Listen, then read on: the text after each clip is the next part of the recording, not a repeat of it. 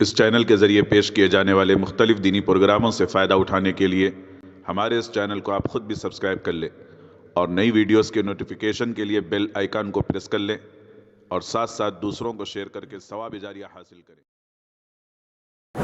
اعوذ باللہ من الشیطان الرجیم، بسم اللہ الرحمن الرحیم۔ لقد كان في يوسف وإخوته آيات للسائلين إذ قالوا ليوسف وأخوه أحب إلى أبينا منا ونحن عصبة إن أبانا لفي ضلال مبين۔ قرآن مجید کی ان آیات شریفہ میں بلکہ یہاں سے حضرت یوسف علی نبینا وعلیہ الصلاۃ والسلام کا واقعہ شروع ہو رہا ہے۔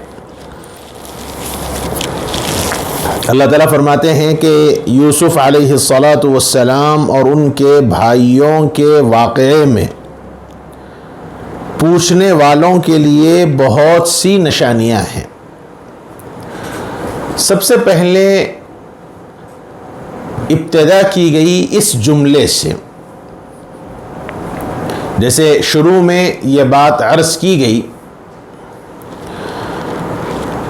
کہ ان لوگوں نے حضرت محمد صلی اللہ علیہ وسلم کی نبوت کو آزمانے کے واسطے یہ سوال کیا، اور یہ سوال بالکل اجنبی سوال، اور وہ سوال بھی مبہم کیا تھا، اور وہ سوال یہ تھا کہ آل یعقوب کنعان سے مصر کیوں منتقل ہوئے، اور ان کا مقصد یہ تھا کہ نبی اکرم صلی اللہ علیہ وسلم کی نبوت کو وہ آزمائیں۔ اللہ تعالیٰ نے فرمایا کہ یوسف علیہ الصلاۃ والسلام اور ان کے بھائیوں کے واقعے میں پوچھنے والوں کے لیے بہت سی نشانیاں ہیں۔ اللہ تعالیٰ نے یہ فرمایا کہ تم نے ہمارے نبی کی نبوت کو جانچنے کے واسطے، نبی کی نبوت کو آزمانے کے واسطے تم نے یہ سوال کیا، تو یاد رکھو یہی نہیں، اس کے علاوہ زندگی کے بہت سے معاملات کے اندر یوسف علیہ الصلاۃ والسلام کے واقعے کے اندر نشانیاں ہیں۔ سب سے بڑی بات غور کرنے کی یہ ہے کہ اللہ تعالیٰ کی قدرت کاملہ کا اظہار اس کے اندر ہے کہ جو لوگ طاقت کے نشے میں چور تھے، جو اپنے آپ کو سب سے بڑا سمجھ رہے تھے، انہوں نے ایک کمزور اور معصوم بچے کو باپ سے جدا کرنے کا ظلم کیا، اور وہ یہ سمجھ رہے تھے کہ اس طرح کرنے سے ہم اپنی طاقت کے نشے میں، اپنے طاقت کے بل پر اپنا مقصد حاصل کر لیں گے۔ اللہ تعالیٰ نے یہ واضح فرما دیا کہ جب تک اللہ کی مشیت نہ ہو، اور اللہ کی مشیت ظلم کے ساتھ نہیں ہوتی، اللہ تعالیٰ نے سب کے سامنے یہ واضح کر دیا کہ جس معصوم بچے کو، جس چھوٹے سے بچے کو تم یہ سمجھ رہے تھے کہ تم اس پر اپنا ظلم کر سکتے ہو، ایک وقت ایسا آیا کہ اللہ رب العزت نے اسی بچے کو اپنے وقت کا بادشاہ بنایا، اور جن لوگوں نے اپنی طاقت کے بل پر ظلم کیا، اللہ رب العزت نے ان ظالموں کو اس معصوم چھوٹے بچے کے بادشاہ کے سامنے اللہ نے جھکا دیا۔ اللہ تعالیٰ کی یہ شان ہے، اللہ تعالیٰ جو چاہتے ہیں اپنی شان کے مطابق فیصلے کرتے ہیں، اور اللہ کی شان کے آگے، اللہ کے فیصلے کے آگے کسی کی نہیں چل سکتی۔ اللہ تعالیٰ نے ایک بات یہ فرمائی، اس واقعے کے اندر عبرت کا سامان فرمایا کہ پوچھنے والوں کے لیے اس میں عبرت کا سامان ہے۔ جیسے اس سے پہلے یہ عرض کیا گیا کہ کفار مکہ کو ان لوگوں نے سکھا کر بھیجا، یہود مدینہ سے ان کی محبت تھی، یہودیوں کو وہ اہل کتاب سمجھتے تھے اور یہودیوں سے محبت رکھتے تھے۔ اللہ تعالیٰ نے فرمایا کہ تم لوگوں نے حضرت یوسف علیہ نبینا وعلیہ الصلاۃ والسلام سے حضرت یوسف علیہ الصلاۃ والسلام کے واقعے کو بنیاد بنا کر حضرت محمد صلی اللہ علیہ وسلم کی نبوت کو آزمانا اور جانچنا چاہا۔ اللہ تعالیٰ فرماتے ہیں کہ ایک وقت آئے گا تمہارے اوپر بھی وہ حالات آئیں گے جیسے ملک کنعان سے ہجرت کر کے ملک مصر جانا پڑا۔ ان ظالموں کو اپنے طاقت کے نشے میں ظلم کر کبھی بھی ایک وقت نہیں رہنا پڑا، بلکہ ایک وقت آیا کہ وہ عاجزی انکساری کے ساتھ نہ چاہتے ہوئے بھی فقر و فاقے میں مبتلا ہو کر ملک مصر اسی بھائی کے پاس تشریف لے گئے۔ اللہ رب العزت نے دراصل اس واقعے کے اندر یہ اشارہ فرمایا کہ آج تم اپنی طاقت کے نشے میں چور ہو کر حضرت محمد صلی اللہ علیہ وسلم اور ان کے معصوم اور ان کے پیارے صحابہ کو ستانا چاہ رہے ہو، ان کو گھر سے بے گھر کر رہے ہو۔ ایک وقت آئے گا کہ یہی حال تمہارا ہوگا کہ مکہ المکرمہ والے مدینہ المنورہ کے سامنے آ کر جھکیں گے۔ اللہ تعالیٰ نے وہ واضح بات کر کے بتلا دی۔ غرض یہ ہے کہ قرآن مجید نے یہ فرما دیا کہ اس میں عبرت کا سامان ہے، پوچھنے والوں کے لیے اس میں عبرت ہے۔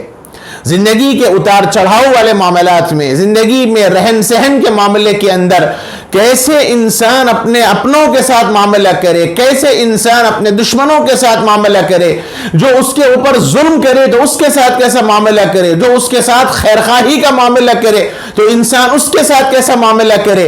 اور دنیا کے مختلف قسم کی فتنوں اور آزمائش میں اگر انسان مبتلا ہو، اور خصوصیت کے ساتھ سب سے بڑا فتنہ عورتوں کا ہے، اس عورت کے فتنے کے اندر ایک انسان اگر مبتلا ہو جائے تو وہ کیسے اس فتنے سے اپنے آپ کو بچا سکتا ہے۔ اور پھر اس کے بعد اللہ تعالیٰ کی طرف سے اگر آزمائش اور مصیبت کے واسطے ایک انسان پر اللہ کی آزمائش کا سلسلہ شروع ہو جائے اور اسے بیجار نہ چاہتے ہوئے بھی قید خانے کے اندر قید کر دیا جائے تو ایک انسان قید خانے میں کیسا رہے، قید خانے سے پھر نکل کر انسان کیسے معاملہ کرے۔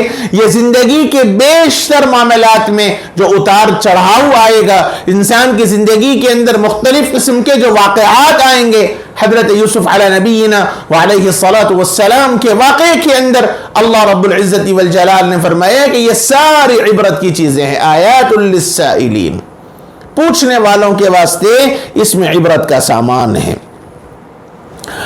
اور پھر اس کے ساتھ ساتھ حضرت یعقوب علی نبینا وعلیہ الصلاۃ والسلام نے جو بات فرمائی، اس سے پہلے میں نے عرض کیا تھا کہ حضرت یعقوب نے جب یہ خواب بیان کیا، حضرت یوسف نے جب خواب بیان کیا اور حضرت یعقوب نے یہ فرما دیا کہ بیٹا دیکھو، اپنے اس خواب کو اپنے بھائیوں کے سامنے ہرگز بیان نہ کرنا۔ کیوں؟ اس لیے کہ وہ تم سے حسد کریں گے، حسد کی بنیاد پر وہ ہو سکتا ہے کہ تمہارا نقصان کر دے۔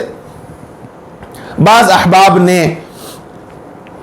ایک سوال پوچھا، مختلف لوگوں کی طرف سے یہ سوال آیا کہ حسد کے متعلق کچھ بات عرض کر دی جائے، حسد کس کو کہیں گے؟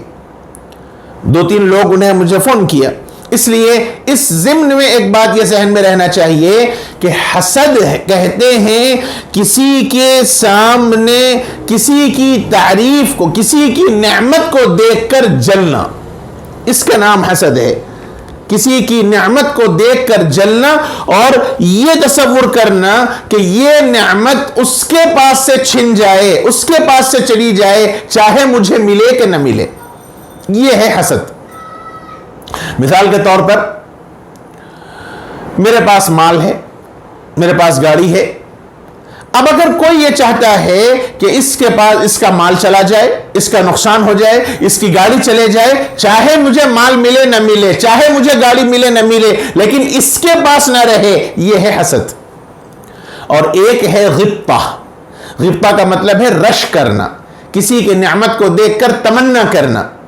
مثلا میرے پاس گاڑی ہے، میرے پاس پیسہ ہے، اب اگر کوئی آدمی یہ کہتا ہے، یہ تصور، یہ تمنا رکھتا ہے کہ یا اللہ اس کے پاس بھی گاڑی ہے، اس کے پاس بھی پیسہ ہے، اللہ مجھے بھی آپ گاڑی دے دیجئے، مجھے بھی پیسہ مل جائے، کاش میرے پاس بھی ہو جاتی، اس میں میری نعمت کا زوال ہونا، میری نعمت کے ختم ہونے کی تمنا نہیں ہے، یہ غبطہ ہے، اس کی شرعاً اجازت ہے، غبطہ ہو سکتا ہے، لیکن حسد جائز نہیں ہے۔ کسی کی نعمت کو دیکھ کر، کسی کی اچھائی کو دیکھ کر جلنا اور اس کے پاس سے اس نعمت کے زائل ہونے کی فکر کرنا یا اس نعمت کو ختم کرنے کی فکر کرنا، یہ حسد ہے۔ اور بعض حضرات نے ایک بات یہ بھی فرمائی ہے کہ حسد کی تعریف یہ ہے، یا حسد کی علامت یہ ہے کہ کسی کے سامنے تعریف کرنا اور پیچھے غیبت کرنا، سامنے تعریف کرنا اور پیچھے غیبت کرنا، یہ حسد میں داخل ہے۔ آپ ایسے ہیں صاحب، آپ ایسے ہیں صاحب، آپ کے بارے میں مجھ سے کوئی مسئلہ نہیں، اور بعد میں اس کے پیچھے اس کے خلاف کرنے کی کوشش کرتا ہے، یہ ہے حسد۔ اور حسد بڑی خطرناک چیز ہے۔ نبی اکرم صلی اللہ علیہ وآلہ وسلم نے فرمایا کہ حسد ایسے ہی نیکیوں کو ختم کر دیتا ہے جیسے آگ لکڑی کو جلا دیتی ہے۔ آگ کے نتیجے میں لکڑی جیسے ختم ہوتی ہے، ایسے ہی کسی کے سے حسد کرنے کے نتیجے میں انسان کی نیکیاں ختم ہو جاتی ہیں۔ اب بھائیوں نے آپس میں مشورہ کیا، قرآن نے آگے بیان کیا، اذ قالوا لیوسف واخوہ احب الى ابینا منا ونحن عصبہ ان ابانا لفی ضلال مبین۔ اللہ تعالیٰ نے سب سے پہلے تمہید باندھی کہ بھائیوں کے، حضرت یوسف اور ان کے بھائیوں کے واقعے کے اندر ایک عبرت کا سامان ہے، غور کرنا چاہیے۔ اب اس واقعے کو آگے بیان کیا اور یہ کہا اذ قالوا لیوسف، ذرا وہ وقت یاد کرو جب ان لوگوں نے یہ کہا۔ اور یہاں کہنا یہ بھی ممکن ہے کہ آپس میں بیٹھ کر کہا ہو، اور یہ بھی ممکن ہے کہ دل میں سوچا ہو، ہر ایک کی اپنی دل میں یہ تمنا اور خواہش ظاہر ہوئی ہو اور یہ خیال آیا ہو، اور انہوں نے یہ کہا لیوسف واخوہ احب الی ابینا منا، کہ ہمارے مقابلے میں یوسف اور اس کا بھائی ابا کے نزدیک زیادہ چہیتا ہے، ہمارے مقابلے میں۔ کیوں؟ اس لیے کہ ونحن عصبہ، حالانکہ ہم طاقتور ہیں، ہم جماعت ہیں، بڑے کام، طاقت کے کام تو ہم کریں، اور یوسف اور اس کا بھائی تو انتہائی چھوٹا معصوم، وہ کوئی طاقت کا کام بھی نہیں کر سکتا۔ اور ابا کا معاملہ یہ ہے کہ ابا ہمارے مقابلے میں ان چھوٹے بچوں سے محبت کرتے ہیں، ان کو چاہتے ہیں۔ گویا یہ ایک اعتبار سے خودرائی تھی، تکبر تھا۔ انہوں نے اپنے بارے میں یہ سوچ لیا کہ ہم ایسے ہیں، ہم ویسے ہیں، ہم طاقتور ہیں، ہم کما سکتے ہیں، ہم ایسا کر سکتے ہیں۔ اور ابا کا معاملہ ایسا ہے کہ ابا اس چھوٹے سے بچوں کو چاہتے۔ اور قرآن مجید نے یوسف و اخوہ کہا۔ علماء نے بڑا عجیب نقطہ یہاں لکھا ہے کہ یوسف اور اس کا بھائی، اصل تو یوسف علیہ السلام ہے، ان کو جلن جو ہوئی وہ اصل میں حضرت یوسف علیہ السلام سے ہوئی، ورنہ ضمناً بنیامین کا ذکر آیا، ان کے بھائی یعنی حضرت یوسف کے بھائی کا ذکر تو اصل میں حضرت یوسف کی وجہ سے آیا، ورنہ اصل ان کو جو خنس تھا، اصل ان کو جو فساد تھا، یا اصل ان کو جو عداوت تھی، وہ حضرت یوسف علیہ السلام سے تھی۔ اور دوسری بات علماء نے فرمایا احب الی ابینا منا، ہم سے زیادہ چہیتے ہیں۔ معلوم ہوا کہ ایسا نہیں تھا کہ حضرت یوسف یعقوب علیہ السلام کو اور بیٹوں سے محبت نہیں تھی۔ عربی جاننے والے جانتے ہیں یہاں احبو کا لفظ استعمال ہوا، یہ اس میں تفضیل ہے۔ اس میں تفضیل کا مطلب ایک چیز کے مقابلے میں دوسری چیز کو بڑا کرنا، اہمیت دینا، بڑا کر کے دکھانا، اس کو اس میں تفضیل کہتے ہیں۔ اللہ تعالیٰ نے یہ فرمایا کہ ابا کو ہم سے بھی محبت ضرور ہے، ہمیں اعتراف ہے، ابا ہم کو چاہتے ہیں، لیکن ہمارے مقابلے میں یوسف اور اس کے بھائی کو ابا زیادہ چاہتے ہیں۔ حالانکہ عقل یہ نہیں کہتی، عقل یہ کہتی ہے کہ ہم سے زیادہ محبت رکھنی چاہیے، کیونکہ محنت کے کام ہم کرتے ہیں، طاقت کے کام ہم کرتے ہیں، کما کر ہم لاتے ہیں، شکار ہم کرتے ہیں، خدمت ہم کر سکتے ہیں، یعنی جسم کے اعتبار سے، ڈیل ڈول کے اعتبار سے، مدد کے اعتبار سے، ابا کا سہارا بننے کے اعتبار سے ہم لوگ ہیں۔ یوسف اور اس کے بھائی تو چھوٹا ہے، اور ابا کی بات بڑی عجیب ہے کہ عقل میں نہ آنے والی بات ابا کر رہے، اس لیے فرمایا وَنَحْنُ عُصْبَةٌ، ہم طاقتور ہیں، اور ابا یہ ہیں کہ ابا ہمارے مقابلے میں یوسف اور اس کے بھائی سے زیادہ محبت کرتے ہیں۔ اور یہ جو عقل کے خلاف جو بات کر رہے ہیں، عقل کے خلاف ابا جو کام کر رہے ہیں، فرمایا کہ ان ابانا لفی ضلال مبین، یقیناً ہمارے ابا تو صریح غلطی پر ہیں۔ ان ابانا لفی ضلال مبین، ہمارے ابا تو صریح غلطی پر ہیں۔ دیکھیے یہاں لفظ استعمال ہوا ہے ضلال، ایک ہے ضلال کے معنی گمراہی کے، اور یہ گمراہی حق کے مقابلے میں آتی ہے، اور یہ طے ہے کہ یہاں ضلال کے معنی گمراہی کے نہیں ہیں، کیونکہ نبی کو اگر گمراہ کہا جائے تو وہ آدمی کافر ہو جائے گا. نبی کو اگر گمراہ کہا جائے تو وہ لا محالہ کافر ہوگا. یہاں ان ابانا لفی ضلال مبین سے مراد یقیناً ہمارے ابا کھلی ہوئی گمراہی میں ہیں، یہ ترجمہ نہیں ہو سکتا. یہاں مراد یہ ہے کہ ہمارے ابا صریح غلطی پر ہیں. اور وہ غلطی کیا ہے جو واضح ہوئی کہ عقل کے اعتبار سے انہوں نے فیصلہ کیا طاقتور ہم ہیں، لہذا ابا کو ہم کو زیادہ چاہنا چاہیے تھا، لیکن ہمارے مقابلے میں ابا یوسف اور بنیامین کو زیادہ چاہتے ہیں، تو عقل کے خلاف ابا کر رہے ہیں. اس لیے انہوں نے کہا کہ ان ابانا لفی ضلال مبین، یقیناً ابا ہمارے ابا صریح غلطی کے اندر ہے، صریح غلطی پہ وہ کر رہے ہیں، یہ کام مناسب نہیں ہے. اس لیے یہ بات غور کرنے والی ہے. پھر اس کے بعد انہوں نے یہ بات عرض کی ان ابانا لفی ضلال مبین، یقیناً ہمارے ابا صریح غلطی پر ہیں. پھر آپس میں ان لوگوں نے مشورہ کیا. دیکھیے محبت بڑی چیز ہے، اور محبت اللہ سے ہونی چاہیے، غیر اللہ کی محبت دل میں نہیں آنی چاہیے. بس ان کا اعتراض تھا، جیسے میں نے ابھی عرض کیا کہ ان کا اعتراض یہ نہیں تھا کہ یعقوب کو، ابا کو یوسف سے محبت کیوں ہے، یہ اعتراض نہیں تھا. انہوں نے جو لفظ استعمال کیا لَيُوسُفُ وَأَخُوهُ أَحَبُّ إِلَىٰ أَبِينَا، یوسف اور اس کے بھائی ہمارے ابا کے نزدیک ہم سے زیادہ چہیتے ہیں. یعنی اعتراض ان کو اس بات کا نہیں تھا کہ ابا کیوں چاہتے ہیں، بلکہ اعتراض اس پر تھا کہ ابا ہمارے مقابلے میں یوسف کو کیوں زیادہ چاہتے ہیں. سوال یہ تھا، چاہتے کیوں ہیں یہ سوال نہیں تھا، بلکہ زیادہ کیوں چاہتے ہیں یہ سوال تھا. بہت غور طلب بات ہے. حضرات صوفیہ نے اس آیت شریفہ سے بڑا عجیب نقطہ بیان فرمایا کہ ایک انسان، بھائی، اولاد اپنے سے زیادہ ایک باپ کی محبت کو اپنے بھائی سے زیادہ ہونے کو برداشت نہیں کر سک رہا. اولاد کے اعتبار سے حضرت یوسف بھی اولاد ہیں، حضرت یوسف کے بھائی بھی حضرت یعقوب کی اولاد ہیں. لیکن غور کرنا چاہیے کہ ایک اولاد، بھائی، اپنی محبت میں اپنے بھائی کی طرف اگر باپ کی توجہ زیادہ ہے تو وہ اس کو برداشت نہیں کر سک رہا. جیسے میں نے عرض کیا کہ یوسف علیہ السلام سے محبت کیوں ہے، اس پہ اعتراض نہیں ہے بھائیوں کو، بلکہ اعتراض اس پہ ہے کہ ابا کی محبت ہم سے زیادہ یوسف سے کیوں ہے. تو ایک بھائی اپنے باپ کی محبت کو اپنے دوسرے بھائی پر دیکھنے کو برداشت نہیں کر سکتا، تو یہ سوچنا چاہیے کہ وہ مالک الملک، وہ پروردگار، وہ اللہ کیسے گوارا کریں گے کہ میرا بندہ مجھے چھوڑ کر کسی اور سے محبت کرے. وہ اللہ کیسے گوارا کریں گے؟ وہ اللہ کتنے غیرت مند نہیں ہیں، وہ اتنے باغیرت ہیں، وہ غیور اللہ ہیں، اور وہ کب گوارا کریں گے؟ اس لیے ایک بزرگ نے بڑی عجیب بات فرمائی، حضرت غالباً حضرت جنید بغدادی رحمت اللہ علیہ ہیں. فرمایا کہ مجھے توحید، مجھے اللہ کی محبت ایک عورت نے سکھائی.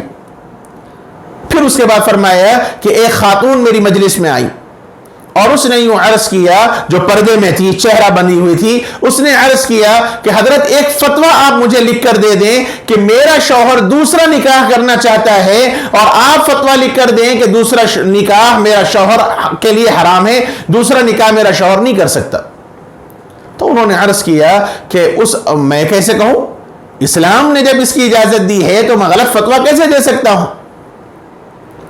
تو انہوں نے عرض کیا کہ بہن میں یہ فتویٰ نہیں دے سکتا، یہ تو اسلام میں اس کی اجازت ہے.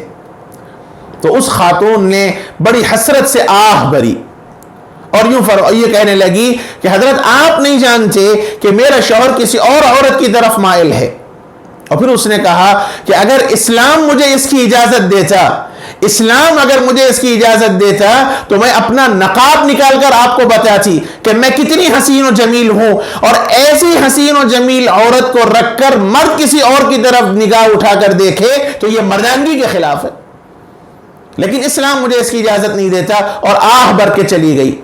حضرت جنید بغدادی ہیں یا کوئی اور بزرگ ہیں، انہوں نے یہ فرمایا کہ عورت کہہ کر چلی تو گئی، لیکن اس کے بعد مجھے احساس ہوا کہ یا اللہ، ایک عورت اپنے ساتھ، وہ اپنے حسن پر جو حسن ختم ہونے والی چیز ہے، جو حسن عارضی ہے، جو حسن خود مخلوق ہے، اس حسن کو دوام نہیں ہے، ہمیشہ رہنا نہیں ہے، وقتی طور پر ہے، لیکن اسے اپنے حسن پر اتنا ناز ہے، اپنی خوبصورتی پر اتنا بھروسہ ہے، اور وہ یہ سمجھتی ہے کہ میرے پاس جتنا حسن ہے کہ میرے ہوتے ہوئے، اس حسن کے ہوتے ہوئے مرد کسی اور عورت کی طرف نہیں دیکھ سکتا، تو یا اللہ آپ کتنے غیرت مند ہیں، آپ کب یہ گوارا کریں گے کہ آپ کے ساتھ کسی اور کو شریک کیا جائے؟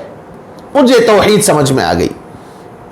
تو یہ اصل بات ہے، محبت یہ ہے کہ انسان کسی کو، یہ دل اللہ نے ایک دینے کو دیا۔ اس لیے ہمارے حضرت والا حضرت شاہ صاحب دامت برکاتہم نے ایک مرتبہ فرمایا کہ دو چیزیں ایسی ہیں جو اللہ نے ایک ہی رکھی ہیں، اور اعضاء جیسے ناک کے 2 سوراخ ہیں، کان کے 2 سوراخ ہیں، 2 کان ہیں، 2 ہونٹ ہیں، 2 آنکھ ہیں، 2 ہاتھ ہیں، 2 پاؤں ہیں، لیکن حضرت نے فرمایا کہ دل ایک ہے، زبان ایک ہے، 2 چیزیں ایسی ہیں جو اللہ نے ایک دی۔ اور پھر اس کا حضرت نے اپنے مخصوص انداز میں فرمایا کہ یہ 2 چیزیں ایک اس لیے دی ہیں کہ یہ 2 چیزیں ایک ہی کو یاد کرنے کے واسطے، یعنی زبان ایک ہے تو ایک ہی ذات کو یاد کرنے کے واسطے، دل ایک ہے تو ایک ہی ذات کو بسانے کے واسطے، اس لیے 2 چیزیں ایک ہی دی گئی ہیں۔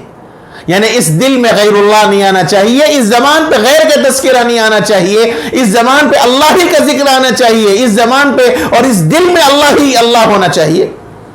اس لیے یہ بات فرمائی گئی کہ اذ لیوسف واخوہ احب الی ابینا، ایک اللہ اتنے باغیرت ہیں، اللہ تعالیٰ کب گوارا کریں گے شرکت کو؟ اس لیے قرآن نے صاف کہہ دیا ان اللہ لا یغفر ان یشرک بہ ویغفر ما دون ذلک لمن یشاء، اللہ تعالیٰ شرک کے علاوہ سارے گناہوں کو معاف کر دیں گے، وہ بھی اللہ چاہیں گے تو، اللہ چاہیں گے تو۔ یہاں یہ نقطہ ذہن میں رکھنا چاہیے۔ بعض لوگ کہتے ہیں اللہ بڑے غفور الرحیم ہے، صاحب اللہ غفور الرحیم ہے، اللہ خوب معاف کرنے والے ہیں، یہ جرأت ہے۔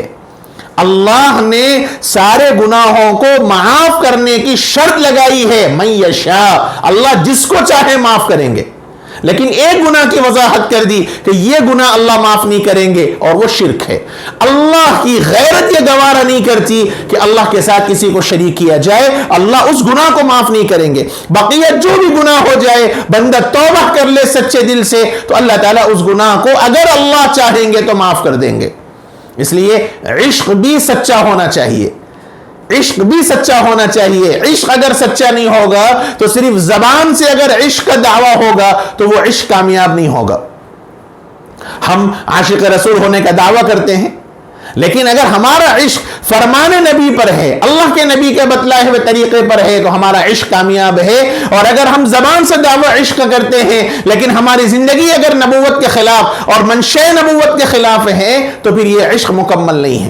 جیسے واقعہ ہے کہ ایک مرد صاحب اپنی بھی ایک عورت پر بڑے عاشق تھے، اس کی خوبصورتی پر خوب عاشق تھے، دم بھرتے تھے کہ آپ کے علاوہ میرا دل کسی پہ نہیں آ سکتا، آپ ہی کو چاہتا ہوں، آپ ہی میری زندگی میں ہیں، کوئی اور نہیں۔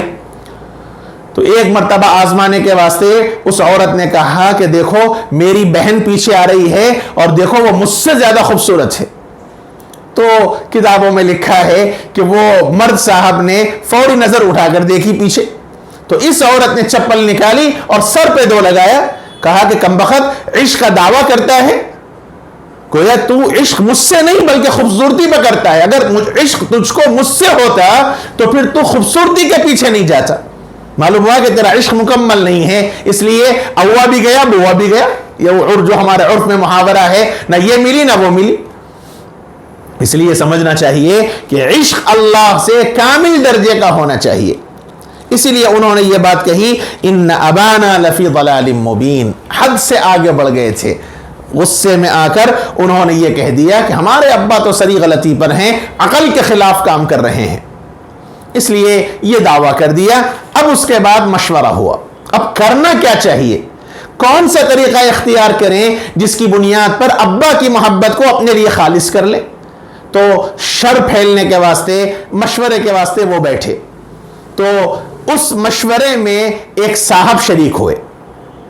ایک صاحب بڑے انسانی شکل میں بہت ہی اللہ والے بن کے ایک شکل میں ایک صاحب آ کر بیٹھے, یعنی بھائیوں کے درمیان اجنبی شخص آ کر بیٹھا. وہ اجنبی شخص کون تھا؟ کون تھا وہ اجنبی شخص, اور وہ کون سی شکل میں آیا, اور اس نے آ کر مشورہ دیا, اور بھائیوں میں کیا مشورہ ہوا, اور اس نے ان کے مشورے کو کاٹ کر اپنا کیا مشورہ دیا, اور کون سی رائے زیادہ مناسب تھی. یہ سب باتیں ایسی ہیں جو اگلی آیات میں آنے والی ہیں. انشاءاللہ اس کا تذکرہ اگلی مجلس میں ہوگا. وصلی اللہ وسلم وبارک علی نبینا محمد وعلی آلہ وصحبہ اجمعین والحمد للہ رب العالمین.